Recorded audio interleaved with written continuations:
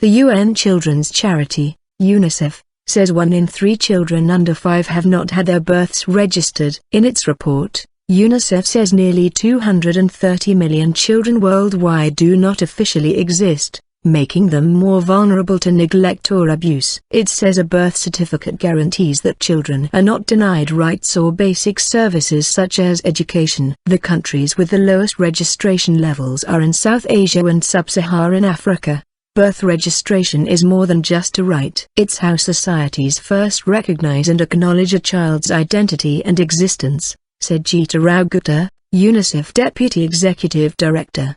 Birth registration is also key to guaranteeing that children are not forgotten, denied their rights or hidden from the progress of their nations. UNICEF analyzed data from 161 countries in compiling its report, Every Child's Birthright, Inequalities and Trends in Birth Registration. Mobile phones helping. It said that in 2012, only about 60% of all babies born worldwide were registered at birth. The rates varied significantly even within continents, with fewer than 1 in 10 births registered in Somalia, Liberia and Ethiopia, while in South Africa 95% are recorded, approaching levels in G8 countries. UNICEF said it was using innovative approaches to help governments and communities strengthen their civil and birth registration systems. For example, in Uganda, the government, supported by the UN and the private sector, has introduced mobile phone technology to complete birth procedures in minutes,